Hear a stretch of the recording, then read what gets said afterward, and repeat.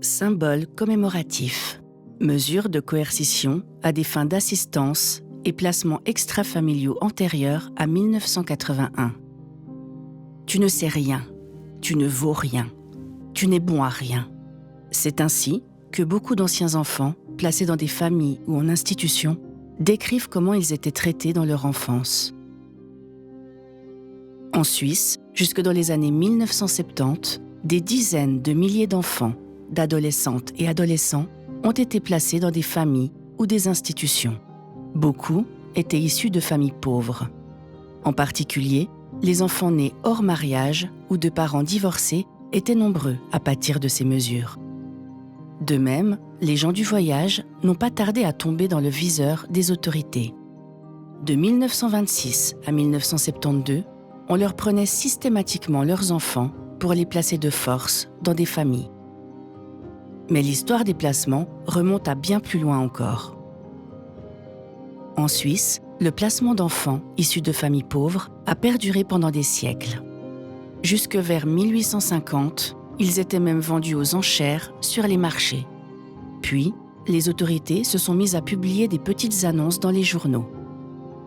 Le choix des familles où étaient placés les enfants était arbitraire.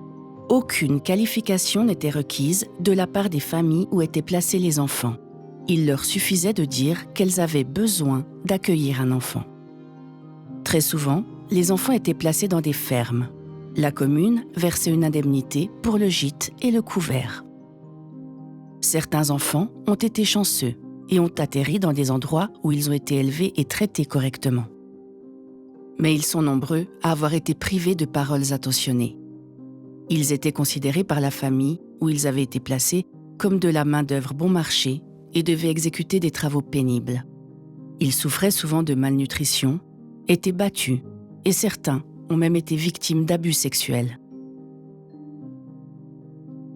Tout le monde fermait les yeux et se taisait. Les instituteurs, les voisins. Hugo Tsing, ancien enfant placé, valet de la Gurbet. Les contrôles étaient vite faits. Les autorités se satisfaisaient de peu. Et lorsqu'il y avait des signalements de maltraitance, les poursuites étaient rares. Au XIXe et XXe siècle, des dizaines de milliers d'enfants, d'adolescentes et d'adolescents ont été placés de cette façon à travers toute la Suisse. On ignore leur nombre exact. Une chose est sûre, dans le canton de Berne, le nombre d'enfants placés était particulièrement élevé. Les raisons ? La taille du canton et son caractère très rural en ce temps-là.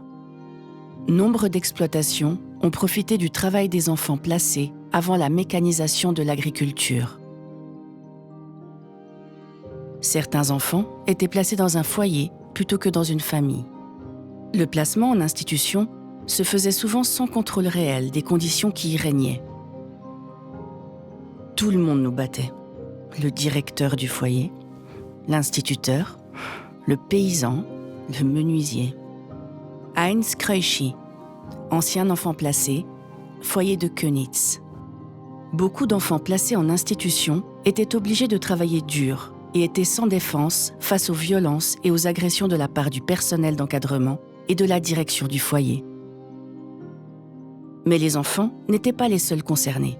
Les adultes, dont le mode de vie ne correspondait pas aux normes bourgeoises, étaient eux aussi envoyés en prison ou internés en hôpital psychiatrique. On disait à l'époque qu'ils faisaient l'objet d'internements administratifs. Ils m'ont pris mon enfant et ma dignité. Ursula Biondi, victime à l'âge de 17 ans d'internement administratif à la prison de Hindelbank. Jusqu'en 1980, les autorités pouvaient placer des personnes dans des unités fermées sans qu'elles aient commis le moindre délit. Il suffisait d'avoir un enfant hors mariage, de passer pour une personne paresseuse ou de mener une vie de débauche au regard des autorités. Dans les prisons et les institutions, femmes et hommes étaient fréquemment victimes de mauvais traitements et on les forçait à travailler. Souvent, on les laissait dans le doute quant à la durée de leur internement. Certaines personnes ont été victimes d'abus sexuels, de stérilisation forcée, d'adoption forcée et d'essais médicamenteux. Début 1981, diverses modifications législatives sont entrées en vigueur en Suisse dans le sillage de la Convention européenne des droits de l'homme. Aujourd'hui, les placements arbitraires et les enlèvements d'enfants ne sont plus possibles. Cependant, le travail en profondeur sur les injustices commises n'a commencé que dans les années 2000. Dans le canton de Berne, Christine Heisler, députée au Grand Conseil, a été la première à intervenir en 2006 auprès du gouvernement en faveur des enfants placés et a exigé que la lumière soit faite sur leur histoire. Le 10 septembre 2010, Evelyn Widmer-Schlumpf, alors ministre de la Justice, a demandé pardon au nom de la Confédération aux personnes victimes d'internement administratif pour l'immense injustice subie. A suivi en 2013 la demande de pardon de la conseillère fédérale Simonetta Sommaruga aux victimes de mesures de coercition à des fins d'assistance et de placement extrafamiliaux. Mais on ne pouvait s'en tenir uniquement à des mots.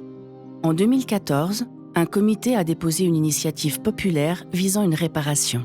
Ce comité demandait que la Confédération mette à disposition un fonds de 500 millions de francs pour les victimes.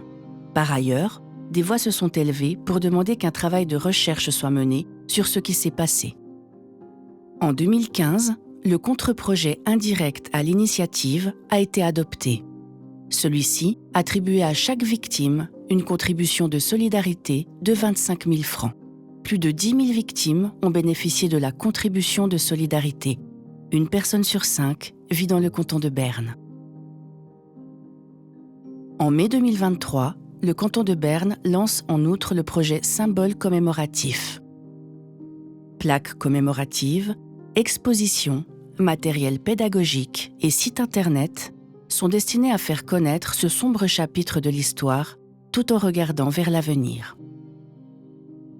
Pour que de telles injustices ne se reproduisent plus jamais.